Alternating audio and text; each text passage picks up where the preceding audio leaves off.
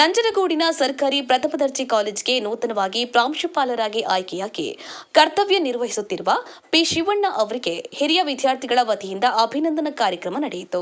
ಈ ವೇಳೆ ಮಾತನಾಡಿದ ಹಿರಿಯ ವಿದ್ಯಾರ್ಥಿಗಳ ಸಂಘದ ಪ್ರಧಾನ ಕಾರ್ಯದರ್ಶಿ ನವೀನ್ ಕುಮಾರ್ ಅವರು, ಕಾಲೇಜಿನ ಅಭಿವೃದ್ಧಿಯ ಬಗ್ಗೆ ರಾಜ್ಯ ಸರ್ಕಾರ ಹಾಗೂ ಕೇಂದ್ರ ಸರ್ಕಾರದ ಸರ್ಕಾರಿ ಕೆಲಸಕ್ಕೆ ಸಂಬಂಧಿಸಿದಂತೆ ಸ್ಪರ್ಧಾತ್ಮಕ ಪರೀಕ್ಷೆಗಳಿಗೆ ಎಲ್ಲಾ ವಿದ್ಯಾರ್ಥಿಗಳಿಗೆ ಪೂರಕವಾಗುವಂತೆ ವಾರದಲ್ಲಿ 2 ದಿನ ಟ್ರೈನಿಂಗ್ ಕ್ಲಾಸ್ಗಳನ್ನು ಆರಂಭಿಸಬೇಕು ಎಂದು ತಿಳಿಸಿದರು. ಇದರ ಜೊತೆಗೆ 2027ಕ್ಕೆ ಸರ್ಕಾರಿ ಪ್ರಥಮ ದರ್ಜೆ ಕಾಲೇಜ್ ಪ್ರಾರಂಭವಾಗಿ 20 ವರ್ಷಗಳಾಗುತ್ತೆ.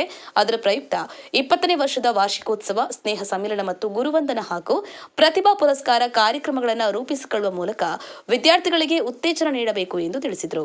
ಕಾರ್ಯಕ್ರಮದಲ್ಲಿ ಉಪನ್ಯಾಸಕರಾದ ಮಹದೇವಯ್ಯ, ವಸಂತ, ಹರೀಶ್ ಹಾಗೂ ಹಿರಿಯ ವಿದ್ಯಾರ್ಥಿಗಳಾದ ಬಾಲರಾಜು, ಸುರೇಶ್, ಮಂಜು, ರವಿಚಂದ್ರನ್, ಮಹೇಶ್, ಶ್ರೀನಿವಾಸ್, ಪ್ರತಾಪ್ ಹಾಗೂ ಇನ್ನೂ ಅನೇಕರು ಹಾಜರಿದ್ದರು. ಸುರೇಶ್ ಎಸ್ಕೆ, ಸರಗೂರು, ನಂಜನಗೂಡು. ಜೈ ಭೀಮ್ ನ್ಯೂಸ್ 24x7 ಇದು ಬಹುಜನರ ನ್ಯಾಯಕ್ಕಾಗಿ.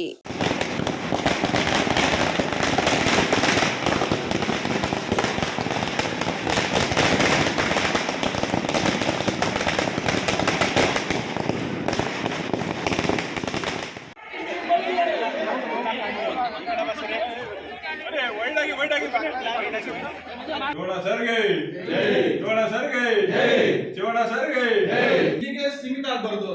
ಈ ಒಂದು ಪದವಿಯನ್ನು ಮುಗಿಸಿ ಮುಂದೆ ಏನ್ ಮಾಡ್ಬೇಕು ಅನ್ನೋದ್ರ ಬಗ್ಗೆ ನಮ್ಗೆ ಹೇಳ್ತಾ ಇದ್ರು. ನೀವೆಲ್ಲ ಮುಂದೆ ಯೂನಿವರ್ಸಿಟಿ ಬರ್ಬೇಕು, ಮೈಸೂರಿಗೆ ಬರ್ಬೇಕು, ಅಲ್ಲಿ ಹೆಚ್ಚಿನ ಇದೇ ರೀತಿಯ ವಿದ್ಯಾಭ್ಯಾಸನ ಮುಂದುವರಿಸಿಕೊಂಡು ಎಲ್ಲರೂ ಕೂಡ ಒಂದು ಒಳ್ಳೆಯ ಉತ್ತಮ ಸ್ಥಾನಕ್ಕೆ ಹೋಗ್ಬೇಕು ಅಂತ ಅವ್ರು. ಹಾಗೆ 2009ರಲ್ಲಿ ಅವರ ಒಂದು ನಾಡಿನ ವಿಧಾನಗಳ ಒಂದು ಅಭಿವೃದ್ಧಿ ಕೆಲಸಗಳನ್ನ ನಾನು ನೋಡಿದ್ದೆ.